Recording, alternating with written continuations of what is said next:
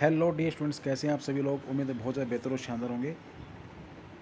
Dear student, आज हम करेंगे हिंदी साहित्य के अंदर आधुनिक काल के एक बहुत ही प्रसिद्ध कवि मैथिलीशरण गुप्त जी के बारे में। मैथिलीशरण गुप्त जी द्विवेदी युग के एक बहुत ही बड़े कवि माने जाते हैं और खड़ी बोली के प्रमुख कवियों में वो मुख्य रूप से गिने जाते हैं। द्विवेदी जी ने उस समय की उपेक्षित नारियों को अपने काव्य का स्थान दिया और उन्हीं में से एक है यशोधरा, जो उनका काव्य है। उस यशोधरा काव्य के अंदर जो ये इनका एक खंड काव्य है, उसके अंदर गौतम बुद्ध की पत्नी यशोधरा का चित्रण इसके अंदर किया गया है। जब गौतम बुद्ध जब गृह त्याग की जब वो घटना होती है, जब वो घर को से त्याग कर चले जाते हैं ज्ञान की प्राप्ति के लिए, तो वो क्या करते हैं कि एक रात अपनी पत्नी को और अपने बेटे राहुल को बिना बताए ही छोड़ के चले जाते हैं।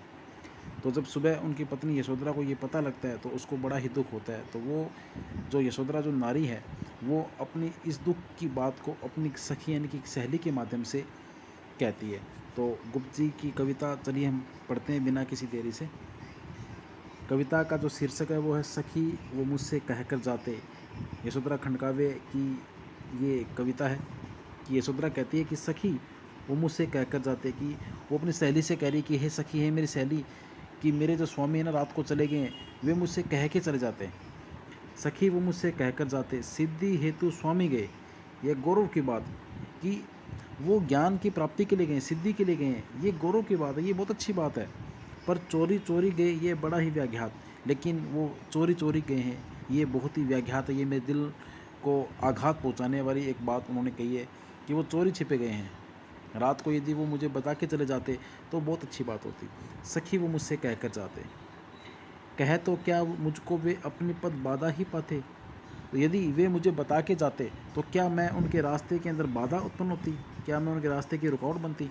यानी कि जो यशोधरा है अपनी सहेली से वेदना भरे शब्दों के अंदर, दुख के अंदर ये बात करी कि यदि वो मुझे बता के चले जाते तो क्या मैं उनके रास्ते में रुकावट पैदा करती। क्या उनको ऐसा लग रहा था कि मैं उनके ज्ञान की प्राप्ति के मार्ग में मैं बाधा बनूंगी। तो वो ये बात अपनी सहेली से कह रही है कि सखी वो मुझसे कहकर जाते, सखी वो मुझसे कहकर जाते, सिद्धि हेतु स्वामी गए, ये गौरव की बात, पर चोरी चोरी गए, ये बड़ा ही व्याघात। सखी वो मुझसे कहकर जाते, कहे तो क्या वे मुझको अपनी पद बाधा ही पाते। नेक्स्ट पंक्तियाँ हैं इसकी।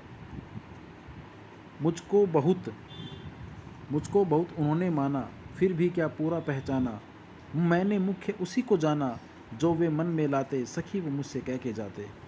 अब यशोधरा आगे कहती है अपनी सहेली को कि मुझको बहुत उन्होंने माना। हाँ, जब शुरुआत के अंदर उन्होंने मुझे बहुत कुछ माना था कि मैं ही हूँ सब कुछ उनके लिए, कि ऐसा उन्होंने मुझे एक एहसास करवाया था, एक ऐसा फील करवाया था। फिर भी क्या पूरा पहचाना, लेकिन ऐसा मुझे लग रहा है कि क्या उन्होंने मुझे पूरा नहीं पहचाना। मैंने मुख्य उसी को जाना, मैंने तो अपने स्वामी को मुख्य मान लिया था। कोई भी हमारी जो भारतीय नारी होती है वो अपने पति को ही अपना सब कुछ मान लेती है। शादी के बाद एक स्त्री के लिए उसका पति बहुत बड़ा होता है। तो यहाँ यशोधरा ने वो बात की कि मैंने मुख्य उसी को जाना, मैंने तो उनको मुख्य मान लिया था, जो वे मन में लाते। यदि वो इस बात को मन में लेके आते ना तो सखी वो मुझसे ज़रूर कह के जाते। यदि वो मुझे अपनी पत्नी मानते और अपना सब कुछ मानते तो वो मुझे रात को ज़रूर बता के जाते कि मैं वहाँ जा रहा हूँ। स्वयं सुसज्जित करके क्षण में, प्रियतम को प्राणों के पण में, हम ही भेज देती हैं रण में, छात्र धर्म के नाते, सखी वे मुझसे कह कर जाते। आगे यशोधरा कहती है कि स्वयं सुसज्जित करके क्षण में, जिस प्रकार हमारे भारतीय संस्कृति की परंपरा रही कि जब युद्ध भूमि के अंदर जब कोई नायक या सैनिक जब वो जाता है तो उसको स्वयं तैयार करके जो छत्राणियाँ नारियाँ होती हैं वो भेजती हैं। तो वो कह रही है कि मैं स्वयं सुसज्जित करके, स्वयं मतलब मैं स्वयं सुसज्जित मतलब उनको एकदम सजा कर, उस पल में मैं उनको स्वयं तैयार करके अपने प्रियतम को, अपने पति को भेजती प्राणों के पण में। क्योंकि नारी ये बात जानती है कि जब पति युद्ध भूमि में जाता है तो वो शायद ही लौट कर आएगा। इतना दुख सहने के बावजूद भी नारी उस दुख को सह जाती है और अपने पति को अपने छात्र धर्म के लिए वह खुशी खुशी विदा करती है। तो वो वही बात कहती है कि हम ही भेज देती है रण में। रण मतलब होता है युद्ध भूमि, रण मतलब युद्ध भूमि, रण मतलब युद्ध भूमि। तो वो कहती है स्वयं, हम स्वयं ही रणभूमि के अंदर यानी कि युद्ध भूमि के अंदर भेज देती हैं, छात्र धर्म के नाते। यानी कि छत्राणियाँ जो छत्राणी होती हैं, जो क्षत्रिय धर्म, जो क्षत्रिय धर्म होता है, उसके नाते उस धर्म की रक्षा के लिए हम अपने पतियों को स्वयं युद्ध भूमि के अंदर तैयार करके भेज देती हैं। तो उसी प्रकार मैं भी अपने पति को ज्ञान प्राप्ति के लिए तैयार करके उस पल में, उस रण में मैं भेज देती यदि वो मुझसे कह कर जाते। तो ये दुख प्रकट कर रही है यशोधरा अपनी सहेली के सामने। नेक्स्ट पंक्तियां हैं। हुआ न यह भी भाग्य अभागा, किस पर विफल गर्व अब जागा, जिसने अपनाया था त्यागा, रहे स्मरण ही आते, सखी वो मुझसे कह कर जाते। आगे कहती है कि हुआ न यह भाग्य अभागा, कि मेरा जो भाग्य है वो अभागा है, मैं भाग्यशाली होते हुए भी अभागी हूँ। मैं राजकुमारी हूँ, मैं गौतम बुद्ध की, मैं सिद्धार्थ की पत्नी हूँ, लेकिन फिर भी क्या करूँ, मेरे इस भाग्य का मैं क्या करूं, जो मेरा पति मुझे छोड़ के चला गया है। तो मेरा भाग्य है वो अभागा है, मैं अपने आप को अभाग्य मानती हूँ, अभाग्यशाली मानती हूँ। किस पर विफल गर्व अब मैं जागा, मैं अपना अब ये गर्व, ये मेरा घमंड मैं किस पे करूं, किस बात का मैं गर्व करूं। जिसने अपनाया था उसी ने त्यागा, कि जिसने अपनाया था, जिसने मुझे अपनी पत्नी बनाया था, उसने ही मुझे आज त्याग दिया है। हिंदुस्तान की परंपरा रही कि जब नारी को उसका पति जब त्याग देता है तो वह नारी कितने ही उच्च कुल की हो, वो उस नारी का कुछ भी नहीं रहता है, मतलब वो एकदम से बहुत ज़्यादा परेशान हो जाती है। नारी के लिए उसका पति ही सब कुछ है। तो यहाँ बात यशोधरा भी वैसी ही है, वो भारतीय नारी है, और जब उसके पति ने उसको रात को त्याग दिया, रात को बिना बताए चले गए, तो उसको अपने मन के अंदर बहुत ज़्यादा ग्लानि और पश्चाताप हो रहा है। वो अपने आप को कोस रही है, अपने आप को वो अभागी महसूस करवा रही है। आगे कहती है, नयन उन्हें निष्ठुर कहते हैं, जो मेरे नयन है वो उनको निष्ठुर कहते हैं, पर इनसे जो आंसू बहते, लेकिन इनसे जो आंसू बह रहे हैं, सह हृदय हृदय वे कैसे सहते, इस बात को वो अपने हृदय में कैसे सहेंगे कि वो मुझे कह के नहीं गई हैं, गए तरस ही खाते। एक बार जब वो गए थे तो मेरे पे तरस खा के ही, भाई मैं उनकी पत्नी हूँ, वो मुझे कह के चले जाते। सखी वो मुझसे कह कर जाते, कि यदि एक बार वो मुझे कह के चले जाते हैं ना, वो मेरे पे थोड़ी सी दया कर लेते, मेरे पे तरस खा लेते, तो उनका क्या बिगड़ जाता।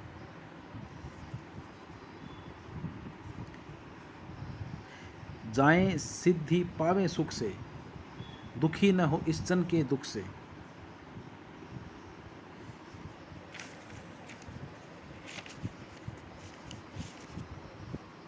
वो कह रही कि जाएं सिद्धि पावें सुख से, दुखी न हो इस जन के दुख से, उपालम दूं मैं किस मुख से, आज अधिक वे भाते, सखी वे मुझसे कह कर आते। आगे यशोधरा कहती कि जाएं, वो गए हैं तो जाने दो, कोई बात नहीं। सिद्धि पावें सुख से, जो जिस काम के लिए, जिस प्रयोजन के लिए वो गए, सिद्धि पाने के लिए वो गए हैं, तो जाएं, वो सुख से रहें, आराम से रहें, दुखी ना हो इस जन के दुख से। और जाने के बाद अपने मन में कभी वो दुखी ना हो कि उनके जाने के बाद उनके घर के, परिवार के, और जिस राज्य के वो राजा थे, उनकी जनता परेशान होगी। इस बात से उन्हें चिंता करने की कोई आवश्यकता नहीं है। मतलब गुस्से के अंदर यशोधरा अपना भाव प्रकट कर रही है कि वो जाएं तो जाने दो, सिद्धि पाएँ, सुख से रहें, जहाँ भी गए बहुत शानदार तरीके से रहें, आराम से रहें, और उनको पीछे परिवार के बारे में दुख करने की कोई आवश्यकता नहीं, ना ही उनको ये दुख करना है कि मेरा परिवार कैसे रहेगा, मेरी पत्नी कैसे रहेगी, मेरे बच्चे कैसे रहेंगे, मेरे माता पिता कैसे रहेंगे, या मेरा जो समाज है, या मेरा जो राज्य है, उसकी आम जनता कैसी रहेगी, उसके दुख से उनको कोई भी लेना देना नहीं है। वो जाएँ तो अच्छी बात है। उपालम दूँ मैं किस मुख से, उपालम एक शब्द आया है यहाँ पे, उपालम जो शब्द है, उपालम का मतलब होता है ओलमा देना। जब कोई कार्य के प्रति, जब कोई कार्य किसी का पसंद नहीं आता है, तो हम उसको देते हैं ओलमा, उसको बोलते हैं ओलमा, उलाना। तो वो कहती है कि मैं उपालम दूँ किस मुख से, मैं किस मुख से उन्हें ओलमा दूँ, उलाहना दूँ। आज अधिक वे भाते, वो मुझे आज अधिक भाते, सखी वो मुझसे कह कर जाते, हे सखी वो मुझे एक बार कह के चले जाते। लौट भी आएंगे, गए लौट भी वे आएंगे। अब आगे यशोधरा कहती है कि वो गए हैं, लौट भी वे आएंगे, एक दिन वे वापस लौट के जरूर आएंगे, मुझे पता है वो एक दिन वापस लौट के आएंगे, कुछ अपूर्व अनुपम ही लावेंगे। और मैं भी जानती हूँ कि मेरे जो पति सिद्धि के ले गए हैं, वो कुछ नई चीज़ लेके आएंगे, नया ज्ञान लेके आएंगे, जो बहुत ज़्यादा अनोखा होगा। वे अपूर्व ज्ञान लेकर आएंगे, रोते प्राण उन्हें पावेंगे। और जब वो आएंगे तो मैं उनके सामने रोती बिलखती रहूँगी, मेरे प्राणों के अंदर हमेशा दर्द रहेगा और मेरे प्राण हमेशा रोएंगे, पर क्या गाते गाते। लेकिन जब वो मेरे सामने आएंगे तो क्या मैं खुशी खुशी से उनका स्वागत करूँगी, सखी वो मुझसे कह कर जाते। तो ये था यशोधरा अखंड काव्य में सखी वो मुझसे कह कर जाते, यशोधरा की बातें। यशोधरा विरह की मार्मिक वेदना को प्रस्तुत करती हुई उपेक्षित नायिका है। हिंदी के आधुनिक काल के कवियों में सबसे पहले, यानी कि जो स्त्रियां पति से विमुक्त थी, जो पति के प्रेम से विमुक्त थी, उन स्त्रियों को अपने काव्य में स्थान दिया था मैथिली गुप्त जी ने। इसके अलावा जो साकेत महाकाव्य है उसके अंदर उर्मिला का भी विरह बतलाया गया है। इस काव्य के अंदर वेदना और आत्मसम्मान और सहनशीलता को दर्शाया गया है। यशोधरा एक चंपू काव्य है। चंपू काव्य का मतलब होता है जिसके अंदर गद्य और पद्य दोनों का ही मिश्रण होता है, वह चंपू काव्य कहलाता है। इस काव्य का मुख्य उद्देश्य नारी के त्याग, बलिदान और सम्मान को उजागर करना है, और साथ साथ में वह यही बतलाता है कि किसी भी पुरुष की सफलता में नारी का योगदान कितना और महत्वपूर्ण होता है। तो ये था यशोधरा खंड काव्य की एक प्रसिद्ध कविता सखी वे मुझसे कहकर जाते। यशोधरा खंड काव्य जिसका निर्माण 1932 के अंदर किया था। 1932 के अंदर यशोधरा खंड काव्य लिखा गया था मैथिली गुप्त जी ने, जो हिंदी में खड़ी बोली के प्रमुख कवि माने जाते हैं। सो डियर स्टूडेंट्स, उम्मीद है ये वीडियो आपके लिए काफ़ी हेल्पफुल साबित होगा आपकी आने वाली परीक्षाओं के लिए। और ऐसे और वीडियो, हिंदी साहित्य से संबंधित और वीडियो को देखने के लिए आप चैनल को लाइक कीजिएगा, और यदि वीडियो आपको पसंद आया तो इसको लाइक भी कीजिएगा और चैनल को सब्सक्राइब भी कीजिएगा। So thank you so much, मिलते हैं नेक्स्ट वीडियो के अंदर, तब तक हैव ए गुड डे। जय माँ सरस्वती।